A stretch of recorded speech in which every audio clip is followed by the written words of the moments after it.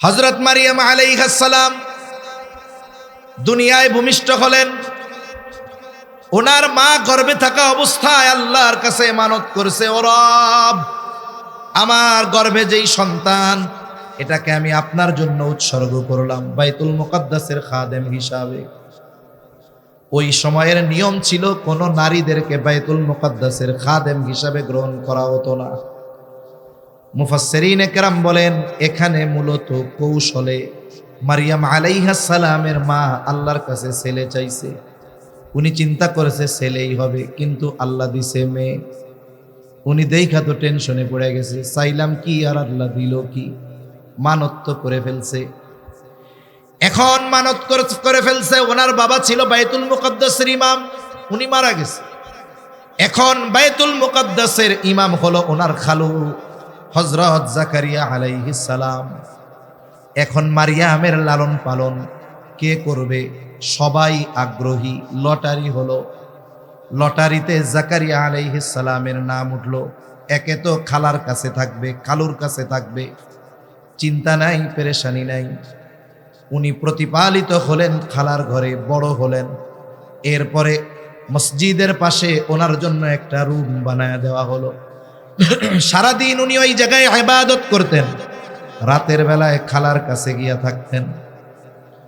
আল্লাহ তাআলা মারিয়াম আলাইহিস সালামের মাধ্যমে এক কুদরতের বহিঃপ্রকাশ ঘটাতে চাইলেন। উনি যখন প্রাপ্তবয়স্ক, একদিন গোসল করতেছে, জিবরাইল আলাইহিস সালাম সুদর্শন এক পুরুষের বেশে ওনার সামনে হাজির। উনি প্রচন্ড ভীত সন্ত্রস্ত হয়ে গেলেন, আল্লাহ তাআলার কাছে আশ্রয় কামনা করলেন। ওনার ভীতিকর পরিস্থিতি দেখে ফেরেশতা তার পরিচয় জানায় বলল, শোনো, আল্লাহ তাআলা আমাকে পাঠিয়েছে এই উদ্দেশ্যে, তোমার গর্ভে এক সন্তান হবে, সন্তানের নাম হলো ঈসা আলাইহিস সালাম। তোমার গর্ভে একজন সন্তান হবে। এখন বলে কেমনে হবে? অবাক, আমাকে তো কোনোদিন কোনো পুরুষ স্পর্শ করে নাই। আল্লাহ তাআলা যেমনে চান তেমনে হবে। আল্লাহর নির্দেশে ফেরেশতা ঈসা আলাইহিস সালামের রূহ ওনার গর্ভের মধ্যে ফুঁকে দিলেন। উনি গর্ভবতী, সন্তান সম্ভবা হয়ে গেলেন। মুফাসসিরিনে কেরাম লেখেন, যখন কোনো নারী সন্তান সম্ভবা হয়, সন্তান ভূমিষ্ঠ হওয়ার সময় যত নিকটবর্তী হয়, তার শারীরিক গঠনের মধ্যে তত পরিবর্তন হয়। কিন্তু মারিয়াম আলাইহিস সালামের গর্ভে ঈসা আলাইহিস সালাম বড় হয়েছেন ঠিক, দুনিয়ায় আসার আগে কেউ কখনো বুঝতে পারে নাই যে ঈসা আলাইহিস সালাম মারিয়াম আলাইহিস সালামের গর্ভে আছে। কেউ বুঝতে পারে নাই যে ওনার পেটে একটা সন্তান আছে। সন্তান ভূমিষ্ঠ হওয়ার পর যখন উনি নির্জনতা থেকে লোকালয়ে নিয়ে আসছেন, তখন জানতে পারছে। এর আগ পর্যন্ত কেউ জানতে পারে নাই যে ওনার পেটে সন্তান আছে। আল্লাহ ওনার শারীরিক গঠন এমন ভাবে রাখছে। এখন যখন কারো গর্ভে সন্তান আসে, তখন মায়ের দেহের কিছু অংশ থেকেই আল্লাহ তাআলা এই সন্তানের দেহর গঠন সৃষ্টি করেন। এজন্য মুরব্বীরা, ডাক্তাররা তখন কি বলে? ওই মহিলার স্বামীকে বলে, ভালো মন্দ একটু খাওয়াইয়েন, দুধ, ডিম, কলা, আপেল, আনার, বেদানা, এগুলো একটু খাওয়াইয়েন, ভালো খাওয়াইতে বলে। এখন ঈসা আলাইহিস সালাম তো মায়ের গর্ভে আসছে, মারিয়াম আলাইহিস সালাম সন্তান সম্ভবা, উনারও তো ভালো মন্দ খাওয়ার দরকার। কিন্তু উনি যে সন্তান সম্ভবা দুনিয়ার কেউ জানে? জোরে বলেন, জানে? জানে কে? আরো জোরে কে? দুনিয়ার কেউ যেহেতু জানে না, ওনার ভালো খাবারের ব্যবস্থা স্বয়ং যিনি করেছেন তিনি কে? আল্লাহ তাআলা ওনার রুমের মধ্যে খাবার পাঠায়া দিতেন। জাকারিয়া আলাইহিস সালাম যখনই রুমে ঢুকতেন খোঁজ খবর নেওয়ার জন্য, ঢুইকাই দেখতেন হরেক রকমের ফলমূল। আল্লাহ তাআলা বলেন, কুল্লামা দাখালা আলাইহা জাকারিয়াল মিহরাবা ওয়াজাদা ইনদাহা রিজকা। উনি যখনই মারিয়াম আলাইহিস সালামের রুমের মধ্যে ঢোকে, দেখে হরেক রকমের খাবার, ফলমূল। যেই ফল এখন বাজারে নাই, বলে শীতের ফল গরমে, গরমের ফল শীতে। আবার কোনো শুটা ফল এমন না, পচা ফল এমন নয়, বরং কেমন যেন মনে হয় এই মাত্র গাছ থেকে ছিঁড়ে গাছ পাকা ফল মারিয়ামের সামনে। জাকারিয়া আলাইহিস সালাম অবাক হয়ে মারিয়াম আলাইহিস সালামকে জিজ্ঞাসা করে, ইয়া মারইয়ামু আন্না লাকি হাদা, এ মারিয়াম এগুলো তোমার জন্য কোথা থেকে আসলো? মারিয়াম আলাইহিস সালাম জবাব দেয়, ক্বালাত হুয়া মিন ইনদিল্লাহ, এই ফলমূল যার পক্ষ থেকে এসেছে তিনি কে? জাকারিয়া আলাইহিস সালাম পয়গম্বর, নবীদের ঈমানের পাওয়ার হলো সবচাইতে বেশি, নবীদের ঈমান সবচাইতে বেশি। নবীদের ঈমান তো এটা মেনে নেয় যে আল্লাহ চাইলে গাছ পাকা তরু তাজা ফল সিজন ছাড়াও খাওয়াতে পারে, ঠিক কিনা বলেন? এই জন্য এরপরে তিনি আর কোনো কথা বলেন নাই। জিজ্ঞাসা করছে পাইছো কই? কয়ে দিছে আল্লাহ। জাকারিয়া আলাইহিস সালামের ঈমান এত পাওয়ারফুল, যেহেতু নবী উনি দ্বিতীয় আর কোনো প্রশ্ন করেন নাই, কারণ ওনার ঈমান ওনাকে ওটা বিশ্বাস করিয়েছে যে আল্লাহ চাইলে যাকে খুশি যেভাবে খুশি খাওয়াতে পারে। আমাদের দেশে হইলে আমরা কি করতাম? যদি কারো কাছে এই ফল থাকতো, এখন বাজারে নাই, কোনো জায়গায় নাই, পাইছস কই? ও যদি কই যে আল্লাহ দিছে, লাঠি একটা নিয়ে আল্লাহ দিছে বুঝলাম, পাইছস কই এটা বল আগে, পাইছস কই এটা ক।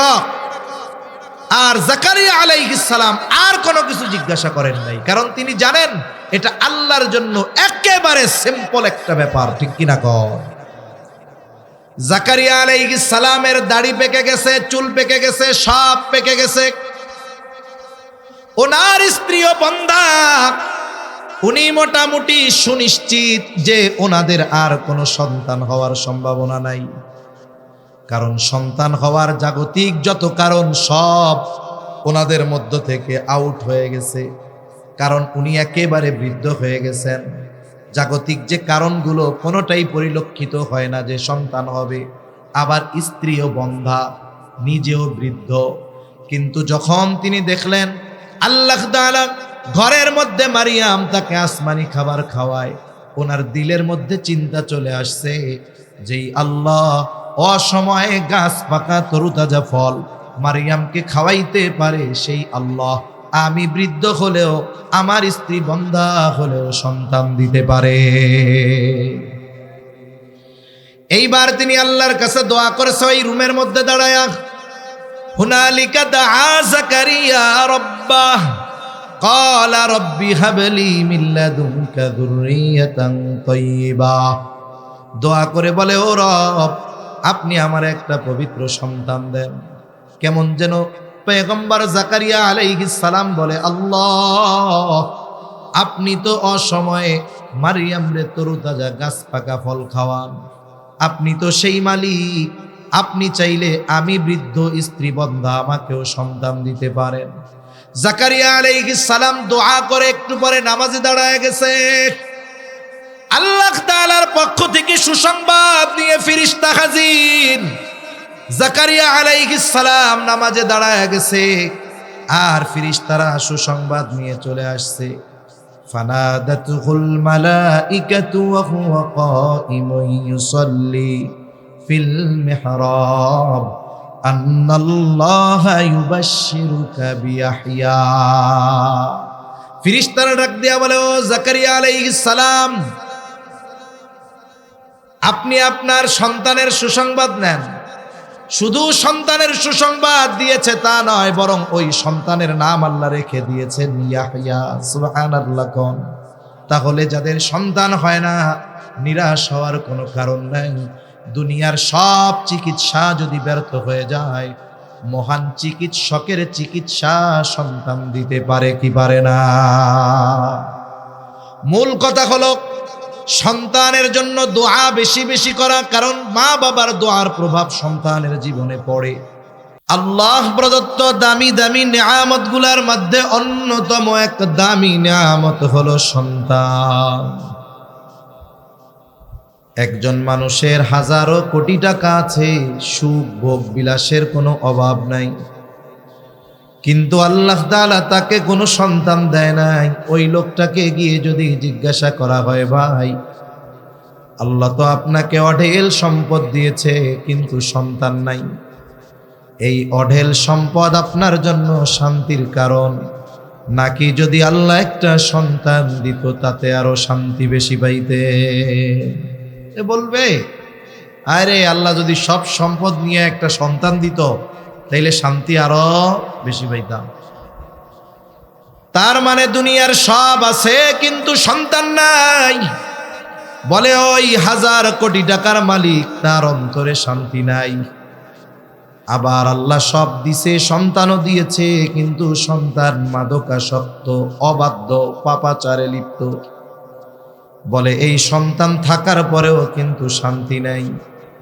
আবার অনেক আল্লাহর বান্দা আছে, নুন আনতে পান্তা পুরায় যা ইনকাম করে, পরিবার চলা কষ্ট, প্রতিদিন 3 বেলা পেট পুরে খাওয়া তাদের জন্য কষ্ট। কিন্তু আল্লাহ 3টা সন্তান দিয়েছে, এই 3টা সন্তান আলেম, হাফেজ, ভালো সন্তান, ভদ্র সন্তান। বলে ওই লোকের ঘরে খাবার নাই, টাকা নাই, কিন্তু নেককার 3টা সন্তানের কারণে তার শান্তির কোনো অভাব নাই। এজন্য সন্তান আল্লাহ তাআলার পক্ষ থেকে নেয়ামত, সন্তান আল্লাহর পক্ষ থেকে আমানত। আগামীর ভবিষ্যৎ যদি সুদৃঢ়ভাবে গড়তে হয়, আদর্শ জাতি যদি গঠন করতে হয়, সন্তানগুলোকে মানুষ করার, ভালো মানুষে পরিণত করার বিকল্প আর কোনো কিছু নাই। মূলত কথাগুলো যাদের সন্তান আছে, বিবাহ করছে তাদের জন্য, যারা এখনো বিবাহ করে নাই কথাগুলো তাদের জন্য। কারণ কোনো বাবা চায় না তার সন্তানের কারণে সে দুনিয়াতে লাঞ্ছিত হোক, অপমানিত হোক, দুনিয়াতেও চায় না। আবার কোনো ইমানদার এটাও চায় না যে সন্তানের কারণে আখিরাতে সে লাঞ্ছিত বঞ্চিত হোক। দুনিয়ার নিজাম কি? দুনিয়ার নিজাম, যদি কারো সন্তান সম্মানিত হয় ওই কারণে তার পিতাও সম্মানিত হয়।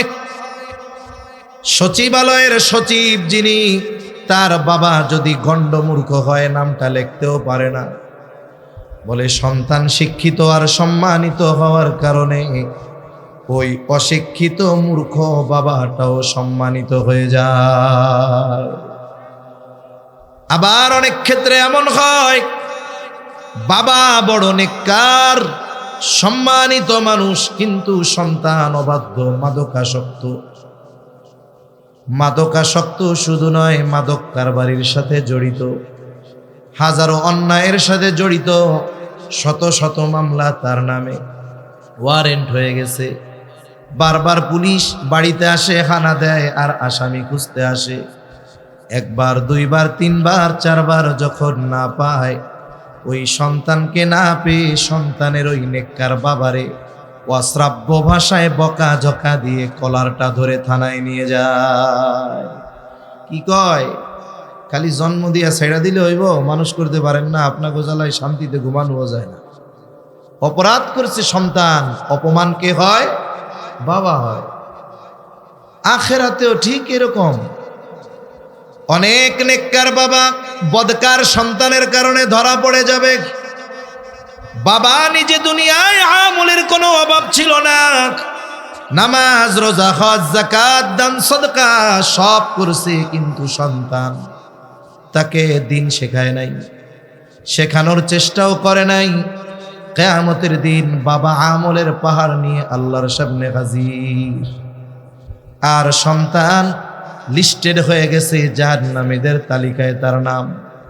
কিন্তু ওই সন্তানকে বাঁচানোর শরীয়তের যেই নির্দেশনা বাবার উপরে ছিল, সন্তান প্রতিপালনের যেই নির্দেশনা তাকে ইসলাম দিয়েছিল, সেই নির্দেশনা অনুযায়ী দুনিয়ায় সন্তানকে দিনদার বানানোর চেষ্টা প্রচেষ্টা বাবা করে নাই, কিন্তু নিজের আমলের অভাব নাই। আল্লাহ না করুন এই ধরনের কোনো বাবার সন্তান যদি কিয়ামতে জাহান্নামী হয়ে যায়, ওই সন্তান ওই বাবাকে নিয়ে জাহান্নামে যাবে। আল্লাহ তাআলার কাছে ফরিয়াদ করবে, বলবে রব্বানা ইন্না আতা'না সাদাতানা ওয়া কুবারানা ফাআযাল্লুনা ইয়াবগুনাস সাবিলা। ও আমার রব, আজকে আমি জাহান্নামী হওয়ার কারণে মূলত আমি দায়ী না। দায়ী হলো আমার নেতা, দায়ী হলো আমার পিতা, আমার অভিভাবক। ও মালিক, দুনিয়ায় যদি তারা আমাকে নামাজ পড়তে বলতো, দ্বীনের উপরে চলতে বলতো, আমি চলতাম। কিন্তু তারা দুনিয়ায় আমাকে দ্বীনের উপরে চালানোর কোনো ব্যবস্থা গ্রহণ করে নাই। যেহেতু তারা আমার অভিভাবক ছিল, সুতরাং আজকে আমি এই পথভ্রষ্ট হওয়ার কারণে দায়ী হলো তারাই আমাকে পথভ্রষ্ট করেছে। সুতরাং আপনি তাদের আযাবকে দ্বিগুণ করে দেন। নেককার বাবা বদকার সন্তানের কারণে আখিরাত ধরা পড়বে। আবার অনেক বদকার বাবা নেককার সন্তানের জন্য বেঁচে যাবে। দুনিয়ায় অনেক মানুষ আছে নিজে বদকার, কিন্তু সন্তানটাকে সে নেককার বানানোর চেষ্টা করে। সে চিন্তা করে আমার যা গেল গেল, সন্তানটাকে মানুষ বানাতে হবে। সে নিজে বেশি আমল করতে পারে নাই, নেকের কাজ বেশি করতে পারে নাই, তার দ্বারা গুনাহ হয়েছে। কিন্তু জীবনের সর্বস্ব ব্যয় করে সন্তানটাকে দিনদার বানায়, আলেম বানায়, হাফেজ বানায়।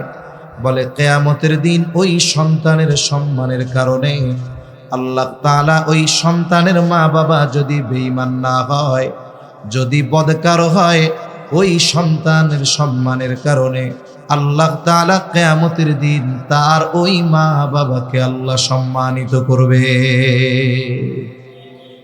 তাহলে সন্তান হলো এমন এক নেয়ামত, এই সন্তানকে যদি যথাযথভাবে প্রতিপালন করা হয়, এ সন্তান দুনিয়া আখিরাত উভয় জাহানে পিতামাতার জন্য কল্যাণকর হয়। পরিস্থিতি তো এমন, সন্তানের তারবিয়াত যদি দ্বীনের আলোকে না হয়, মা বাবাও তার জীবন সন্তানের হাত থেকে নিরাপদ নয়। আজকে প্রায় দিনই ঘটনা শোনা যায়, সন্তানের হাতে মা বাবা খুন হয়েছে। একটা সময় আমরা মনে করতাম যে জেনারেল বা সাধারণ শিক্ষিত যারা এই ধরনের পরিবারে সন্তানেরা যে কোনো নেশায় আসক্ত হয়ে মা বাবাকে হত্যা করে, কিন্তু এই ধারণা এখন ভুল। অনেক জায়গায় আলেম সন্তান মাদ্রাসায় পড়ে, এমন সন্তানের হাতেও পিতা মৃত্যুবরণ করতেছে, ঠিক কিনা বলে? কয়েকদিন আগে বলাই ঘটছে এরকম, বাবা মাদ্রাসায় পড়ান, ছেলেও মাদ্রাসায় পড়ে, মাদকাসক্ত। অনেক ঠান্ডা মাথায় কৌশল অবলম্বন করে বাপরে নিজের হাতে খুন করছে। নিজে আবার জানাজায় দাঁড়াইয়া মানুষের কাছে বলছে, মাইক হাতে নিয়ে আমার বাবার হত্যাকারীদের দৃষ্টান্তমূলক শাস্তি দাবি করছি। বলতেছে কে? যেই ছেলে নিজের হাতে বাবাকে হত্যা করেছে। এটা একটা ঘটনা, কিন্তু এই ঘটনা আমাদেরকে মেসেজ দেয়, যেহেতু একবার ঘটে গেছে, এই ধরনের ঘটনা ভবিষ্যতে আরো বারবার ঘটবার সম্ভাবনা আছে। কোনো পিতা চায় না যে তার সন্তান তার সাথে একটা এমন আচরণ করুক যেটা বেয়াদবিমূলক, চায়? কোনো বাবা চায় না।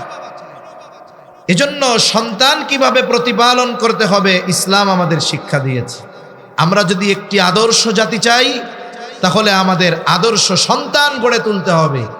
ওরাই আগামীর নেতৃত্ব দিবে, ওরাই ইসলামের ঝান্ডা উঁচু করবে, ওরাই এই দেশের সম্মান গোটা পৃথিবীর বুকে উঁচু করে ধরবে, ঠিক কিনা বলেন? এজন্য ইসলাম সন্তান প্রতিপালনের পদ্ধতি শিখায় দিয়েছে। ইসলাম তো এমন এক জীবন ব্যবস্থা, মানব জীবনের এমন কোনো দিক নাই যেই জায়গার সমাধান ইসলাম আমাদেরকে দেয় নাই।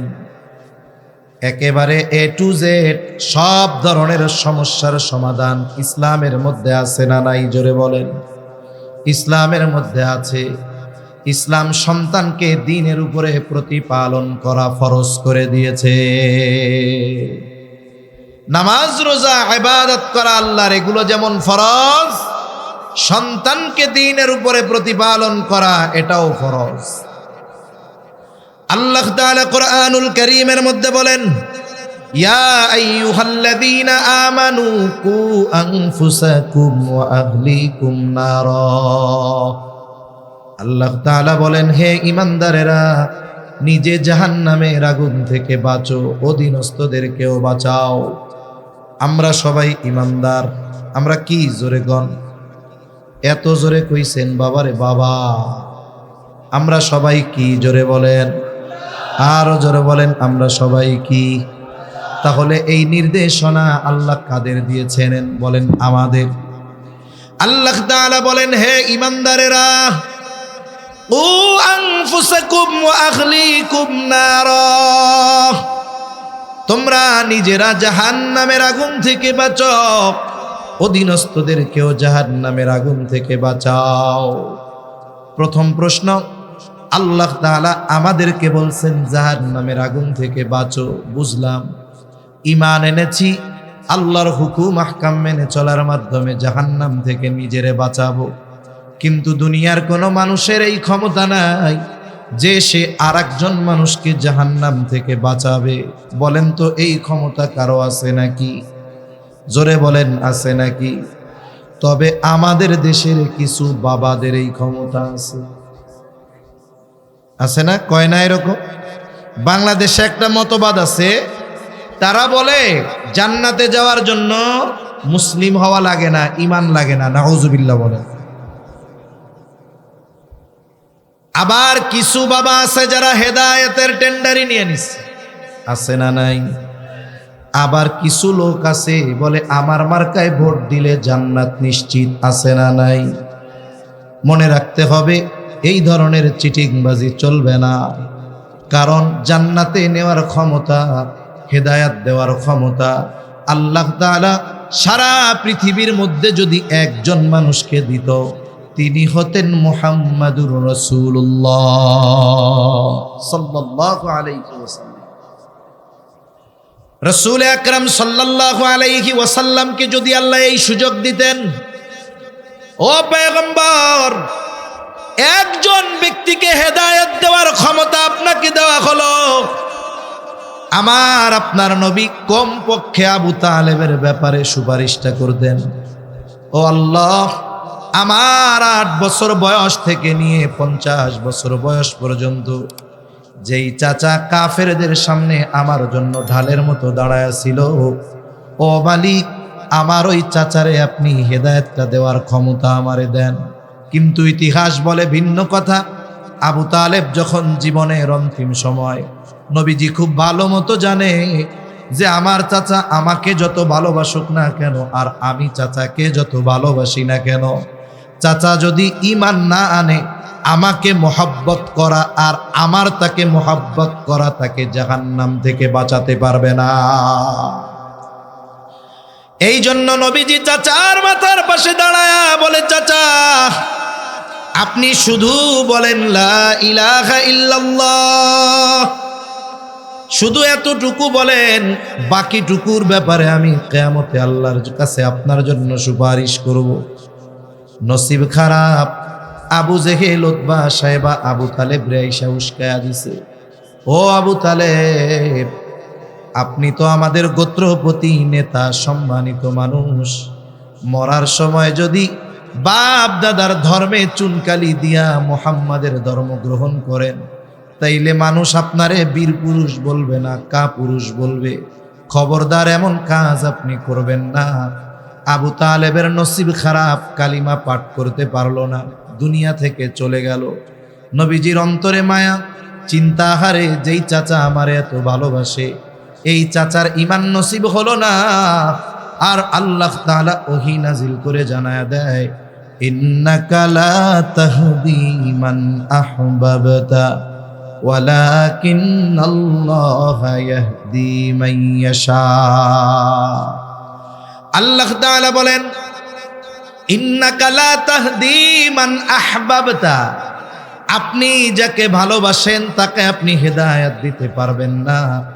ওয়ালাকিন্নাল্লাহা ইয়াহদি মান ইয়াশা, বরং আল্লাহ যাকে চায় তিনি তাকে হেদায়েত দেয়।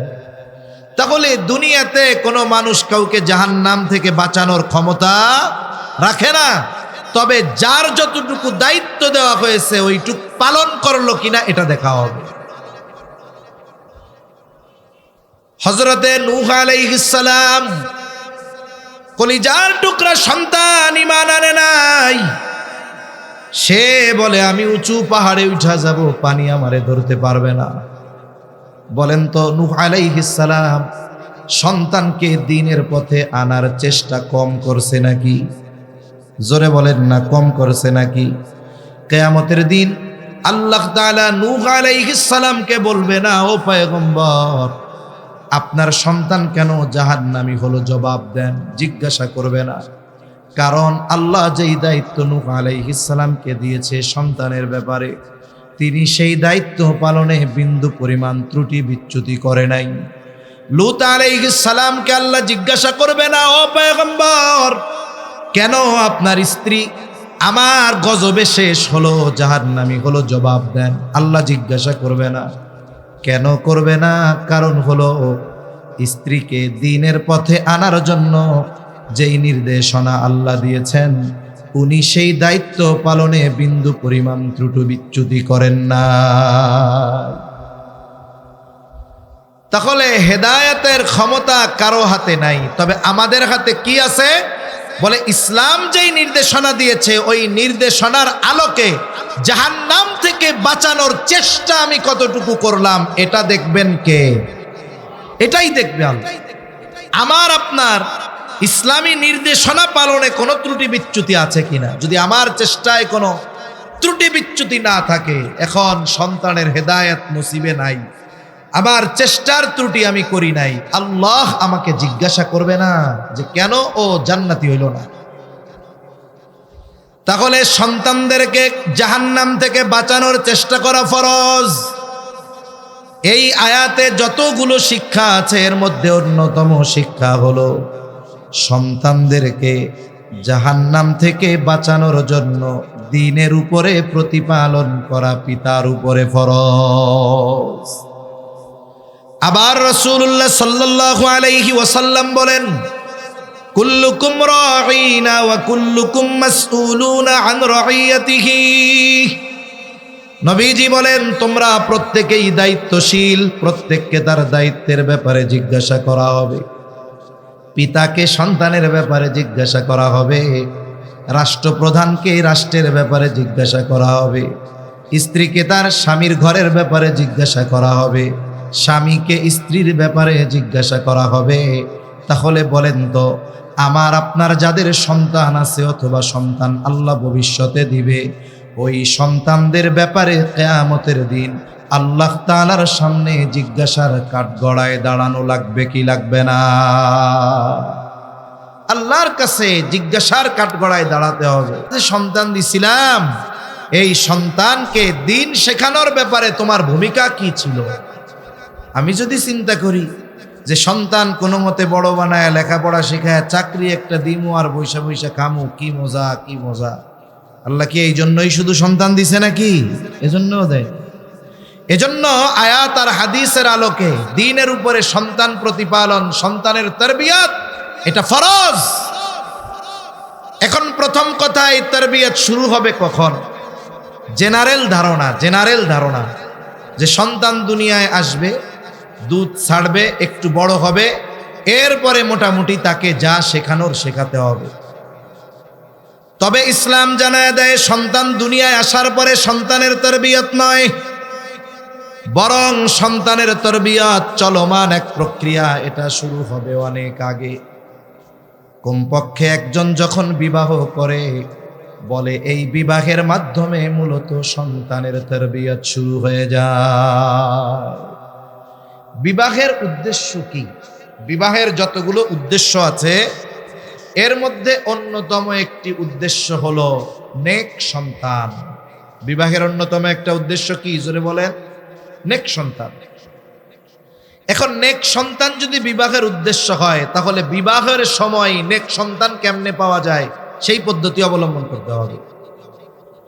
এজন্য নবীজি সাল্লাল্লাহু আলাইহি ওয়াসাল্লাম বিবাহের ক্ষেত্রে জানায়া দেন, চারটি জিনিস দেখে মহিলাদের বিবাহ করা হয়। নবীজি বলেন তুনকাহুল মারআতু লিআরবাইন, চারটি জিনিস দেখে বিবাহ করা হয়। এক নাম্বার দেখা হয় তার সৌন্দর্য, 2 নাম্বার সম্পদ, 3 নাম্বার তার বংশ, 4 নাম্বার দিনদারিত্ব।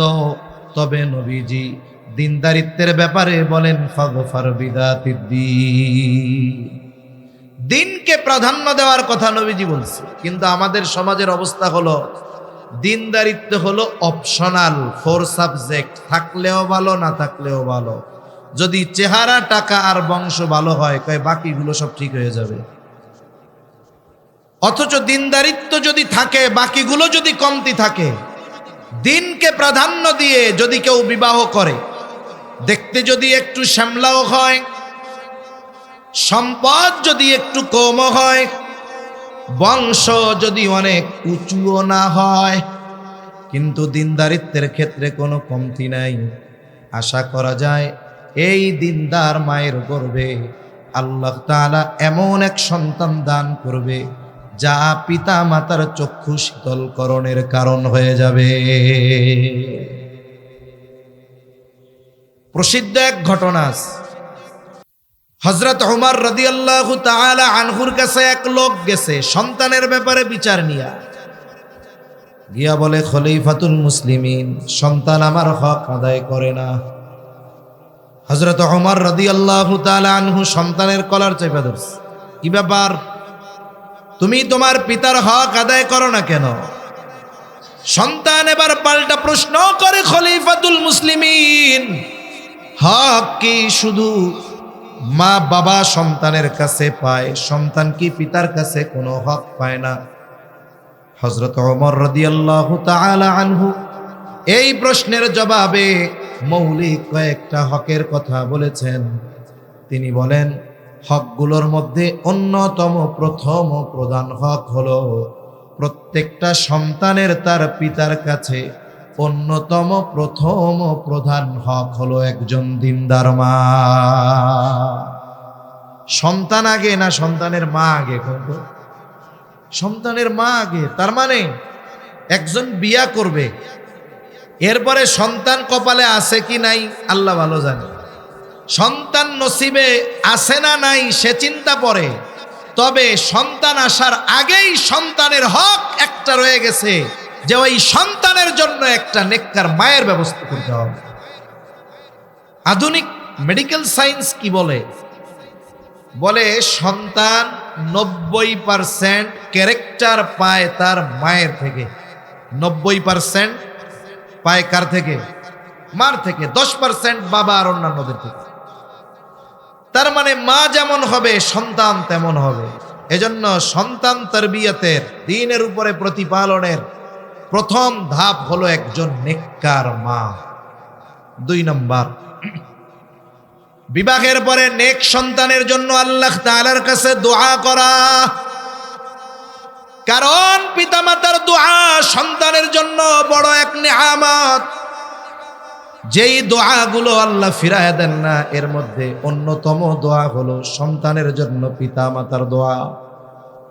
এই দোয়ার শুরু হবে সন্তান দুনিয়ায় আসার আগে এমন নয়, বরং সন্তানের জন্য দোয়া শুরু হবে সন্তান দুনিয়ায় আসার আগে।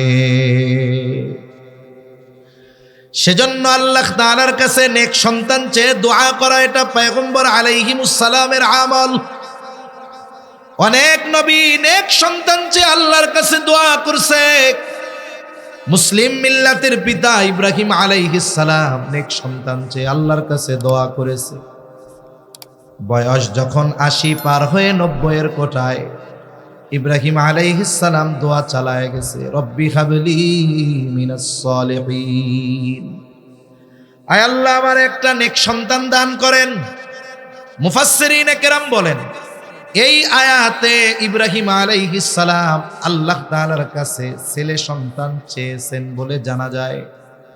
এই জন্য মুফাসসিরিনে কেরাম বলেন, সন্তান যখন আল্লাহ তাআলার কাছে কেউ চাবে, ছেলে সন্তান চাবে, এটা ইব্রাহিম আলাইহিস সালামের আমল।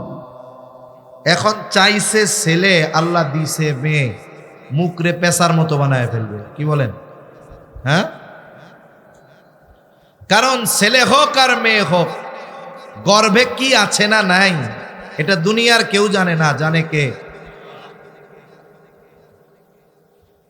মায়ের গর্ভে ছেলে না মেয়ে এটা কেউ জানে না, কার ছেলে হবে কার মেয়ে হবে কেউ জানে না, বরং ছেলে হোক মেয়ে হোক যিনি দেন তিনি কে?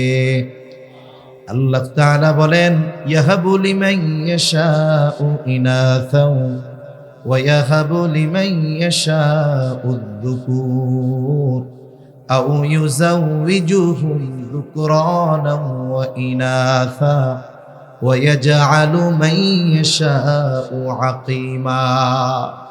আল্লাহ তাআলা যাকে চান তাকে কন্যা দেন, আল্লাহ তাআলা যাকে চান তাকে ছেলে দেন, আল্লাহ তাআলা যাকে চান ছেলে মেয়ে উভয়টা দেন, আবার আল্লাহ যাকে চান তারে বান্দা বানায় রাখেন। এই জন্য চাইলাম ছেলে দিল আল্লাহ, মেয়ে রাগ হওয়া যাবে না, কারণ ছেলে হোক মেয়ে হোক যেটাই হোক না কেন সিদ্ধান্ত কার। এজন্য মেয়ে হওয়ার পরে যদি কেউ মুখ পোড়ায় সে আল্লাহর ফয়সালার ব্যাপারে নারাজ হয়, নাখোশ হয়, অথচ ইমানদার আল্লাহর সিদ্ধান্তের উপরে সর্বদা খুশি থাকবে। ঠিক কিনা বলেন? আল্লাহর সিদ্ধান্ত মাথা পেতে নিবে, এটা ইমানদারের পরিচয়। ইব্রাহিম আলাইহিস সালাম দোয়া করেছে, আয় আল্লাহ আমার একটা নেক সন্তান দেন। পিতার দোয়া সন্তানের জীবনে কেমন প্রভাব ফেলে এই শিক্ষাটাও এইখানে আছে। আল্লাহ তাআলা সংবাদ দিলেন, ফাবাশশারনাহু বিগুলামিন হালিম। আল্লাহ তাআলা বলেন, আমি তাকে একজন সহনশীল সন্তানের সুসংবাদ দিলাম। সহনশীলতা এমন এক গুণ, বলে এটা অনেকগুলো ভালো গুণের সমন্বয়ে একটি গুণ। যিনি সহনশীল তিনি সবের হবেন, তিনি শাকের হবেন, তিনি আবেদ হবেন, তিনি আল্লাহ রসুলের আনুগত্য পালনে কোনো ধরনের কোনো দুর্বলতা প্রদর্শন করবেন না, আল্লাহর আদেশ মানার ক্ষেত্রে উনি অগ্রগামী থাকবেন। আল্লাহ বলেন, আমি তাকে এক সহনশীল সন্তানের সুসংবাদ দিলাম। আল্লাহ সন্তান দিছে, এই যে ঘোষণা দিচ্ছে সহনশীল সন্তান, আসলে কেমন সহনশীল এটা আল্লাহ তাআলা পরীক্ষা নিয়ে জানায় দিছে। দুইটা পরীক্ষা আল্লাহ নিছেন, একটা হলো ইব্রাহিম আলাইহিস সালামের মুহাব্বতের পরীক্ষা, সন্তানরে জবাই করার আদেশ দিয়া, আর একটা হলো এই যে সন্তান এটা কেমন সহনশীল, ওই সন্তানের পরীক্ষা নিয়ে বাপরে জানায় দিছেন যে আমি আল্লাহ কেমন সহনশীল সন্তান আপনারে দিছি। ওই যে দোয়ার বরকত, দোয়ার কারণে যেই সন্তানের সুসংবাদ দিয়েছিলাম, এই সন্তান কেমন দেখা নেন। যখন সন্তান বাবার সাথে চলার উপযুক্ত হয়েছে, ফালাম্মা বালাগা মাআহুস সা'য়া ক্বালা ইয়া বুনাইয়া ইন্নী আরা ফিল মানামি আন্নী আযবাহুকা ফানজুর মাযা তারা। সন্তান যখন বাবার সাথে চলার উপযুক্ত হয়েছে, আল্লাহ তাআলা ইব্রাহিম আলাইহিস সালামকে স্বপ্ন দেখাইলেন যে তিনি তার সন্তানকে জবাই করতেছেন। আর পয়গম্বর আলাইহিমুস সালামের স্বপ্ন এটা ওহী, আল্লাহর নির্দেশ। ইব্রাহিম আলাইহিস সালামকে আল্লাহ নির্দেশ দিয়েছেন ছেলেরে জবাই করতে। কত ঝামেলার কি, ছেলেরে ধরবে আর জবাই করবে, এটাই তো কাজ। কিন্তু ইব্রাহিম আলাইহিস সালামও পরীক্ষা করতে চায়, আল্লাহ তো আমার এক সহনশীল সন্তান দিয়েছে, দেখি আল্লাহর এই আদেশের ব্যাপারে আমার সন্তানের মনোভাব কি। তার মনোভাব যাই হোক না কেন, ইব্রাহিম আলাইহিস সালাম আদেশ পালনে বদ্ধপরিকর। তিনি এবার সন্তানের কাছে গেছেন, সন্তানকে বলে, ইয়া বুনাইয়া ইন্নী আরা ফিল মানাম আন্নী আযবাহুকা ফানজুর মাযা তারা। ও আমার সন্তান, আমি স্বপ্নে দেখলাম তোমারে আমি জবাই করতেছি, এই ব্যাপারে তুমি কি কও, তোমার মনোভাব কি? সন্তান তো বলতে পারতো, ও বাবা ৮৬ বছর বয়সে আল্লাহ আমারে দিছে, স্বপ্নেই নাইলে একটু দেখছেন, স্বপ্নে দেখলেই কি জবাই করা লাগবে নাকি? কিন্তু ওই ছোট্ট বাচ্চা শিশু সন্তান, সে জানে আমার বাবার স্বপ্ন আর সাধারণ মানুষের স্বপ্ন এক না। সন্তান জানে আমার বাবার স্বপ্ন নিছক কোনো স্বপ্ন নয়, বরং আমার বাবা যেটা স্বপ্নে দেখছেন এটা আদেশ যার, তিনি কে? আরো জোরে বলেন কে? আল্লাহ আদেশ করেছে। আর সন্তান এবার জবাব দেয়, ইয়া আবাতি ফাআল মা তুমার সাতাজিদুনি ইনশাআল্লাহু মিনাস সাবিরিন। ওই বাচ্চা জবাব দেয়, ও আমার পিতা, আল্লাহ তাআলা আপনাকে যা আদেশ করেছে আপনি সেটা বাস্তবায়ন করেন, আপনার কোনো চিন্তা নাই। সাতাজিদুনি ইনশাআল্লাহু মিনাস সাবিরিন, আপনি আমাকে ধৈর্যশীলদের অন্তর্ভুক্ত পাবেন। এখানে শিক্ষণীয় বিষয় কি? ইব্রাহিম আলাইহিস সালাম দোয়া করছে, আল্লাহ নেককার সন্তান দেন। আল্লাহ বলেন, দিলাম আপনারে হালিম। কেমন হালিম? বলে এমন হালিম, এমন সহনশীল, আল্লাহর নির্দেশ আসবে তো আপনার কথায় ওই সন্তান এমন আনুগত্য করবে যে জবাইয়ের জন্য ছুরির নিচে যাইতেও সে দ্বিধাদ্বন্দ্বে পড়বে না। এটা ইব্রাহিম আলাইহিস সালামের দোয়ার ফসল। আমাদের সন্তানদের অবস্থা এমন, বলে ডানে যাইতে কইলে বামে যায়, দাঁড়াইতে কইলে শুয়ে পড়ে। কত মানুষের অভিযোগ, সন্তান কথা শোনে না, বড় হয়ে গেছে, কথা শোনে না, উল্টা পাল্টা চলে, যা কই তার অন্যদিকে যায়। আমাদেরও চিন্তা করা দরকার, এই সন্তান দুনিয়ায় আসার আগে কয়দিন আমি আপনি আল্লাহর কাছে দোয়া করেছি, এ হিসাবও করা দরকার। এজন্য সন্তান দুনিয়ায় আসার আগে সন্তানের জন্য দোয়া করা আল্লাহ তাআলার কাছে, আল্লাহ যেন নেক সন্তান দেয়। তাহলে বিবাহের পরে অন্যতম কাজ হইল পিতামাতার নেক সন্তান চেয়ে আল্লাহর কাছে দোয়া করা। আবার অনেকের ক্ষেত্রে এমন হয়, বিবাহ অনেক দিন হইছে, আল্লাহ সন্তান দেয় না। সারা দেশে ডাক্তার দেখাইছে, পরীক্ষা করাইছে, কোনো অসুবিধা নাই, কিন্তু সন্তান হয় না। এই ধরনের মানুষেরা দুই দলে বিভক্ত হয়ে যায়। একদল চিন্তা করে যে এত চেষ্টা করাইলাম, পরীক্ষা করাইলাম, কোনো অসুবিধা নাই, এরপরেও সন্তান হয় না, কি করব? কিছু মানুষ তাদের বুদ্ধি দেয়, শোনো, সব কিছু ডাক্তার দেখাইলে হয় না, কি করতে হয়? কিছু জিনিস আছে ফকির কবিরাজির ব্যাপার। অমুক জায়গায় এক ফকির আছে, তার কাছে যাও। ওনার কাছে গেলে 14 ঘাটের পানি, 16 গাছের বড়ই পাতা, 18 গাছের বড়ইর কাটা, এইগুলা ভিজাইয়া পয়ড়া দিব, গোসল করলে পোলা পান হয়ে যাইব। আছে না নাই? জোরে কন। এইবার ওই বাবার কাছে গেছে, বাবা বলে তোর সন্তান হবে তো ঠিক আছে, আমার বাবা হইল অমুক মাজারে শুয়ে আছে, ওই জায়গায় 5টা গরু মানত কর। আস্তে আস্তে কি করতেছে? বলে ওকে শিরকের মধ্যে নিচ্ছে, ঈমানহীনতার দিকে নিয়ে যাচ্ছে। এটা হলো এক দল। আর এক দল চিন্তা করে দুনিয়ার চিকিৎসা যেখানে শেষ, আল্লাহর চিকিৎসা সেখান থেকে শুরু। স্বামী স্ত্রী দুইজনে মিলে হজ উমরায় চলে যায়, দোয়া কবুলের জায়গা আর সময়গুলোয় আল্লাহর কাছে দোয়া করে, কান্না করে। দেখা যায় সময়ের সাথে জায়গার সাথে কানেকশন হয়ে গেছে, দোয়া করেছে, আল্লাহ তাআলা দোয়া কবুল করেছে। 1 বছর ঘুরতে পারে নাই, আল্লাহ তাআলা কোল জুড়ায়া নয়ন শীতলকারী সন্তান দিয়ে দিয়েছে। আল্লাহ পারে কি পারে না?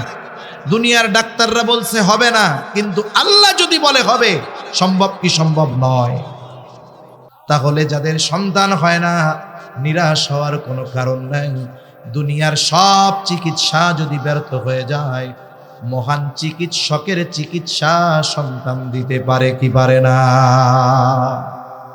মূল কথা হলো সন্তানের জন্য দোয়া বেশি বেশি করা, কারণ মা বাবার দোয়ার প্রভাব সন্তানের জীবনে পড়ে। এইবার সন্তান দুনিয়ায় ভূমিষ্ঠ হলো, মৌলিক কয়েকটা জিনিসের খেয়াল রাখতে হবে। দুনিয়ায় আসার পরে সন্তানের কিছু হুকুক আছে, এগুলো আদায় করতে হবে। এরপরে যখন একটু সে বড় হবে, 1 নাম্বার, সন্তানের অন্তরে ঈমান আর তাওহীদকে সুদৃঢ় করতে হবে। শিশুকাল থেকেই তাকে ঈমানের শিক্ষা দিতে হবে। আচ্ছা বলেন তো, গাছের চারা যত ভালো হোক, কলম যত উন্নত হোক, শক্ত মাটি, পানি নাই, কাদা নাই, কিচ্ছু নাই, চারা যদি এই জায়গায় লাগাই, বলেন তো ওই গাছ হবে না মরবে? গাছ লাগানোর জন্য কি দরকার? ভেজা কাদা নরম মাটিতে গাছ লাগাইতে হবে। নরম না থাকলে পানি দিয়া নরম বানায় এরপরে ওই জায়গায় গাছ লাগাইতে হবে, অথবা গাছ লাগানোর পরে শক্ত মাটিতে যথেষ্ট পরিমাণ পানি ঢালতে হবে। এক কথায় মাটি নরম লাগবে, ঠিক কিনা কর? শিশুর মন ওই রকম কাদার নেয়, কাদার মতো মাটির তৈজসপত্র বানায় কুমার। নরম মাটিকে চাকার উপরে রেখে কুমার যখন মাটিটা ঘুরায় হাতের নৈপুণ্যতায়, একই মাটি কিছু দিয়া গ্লাস বানায়, কিছু মাটি দিয়া প্লেট বানায়, কিছু মাটি দিয়ে সে জগ বানায়, কিছু মাটি দিয়ে ফুলের টব বানায়। বানায় কি বানায় না?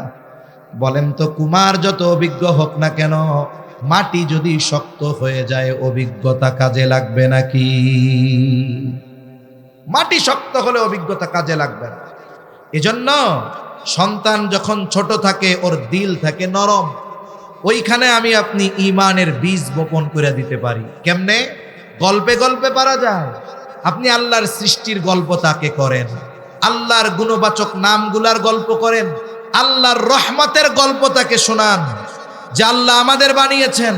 এক কথায় তাকে ইনশাআল্লাহ বলতে শিখান, আল্লাহর কাছে চাওয়া শিখান। এইভাবে কি হবে?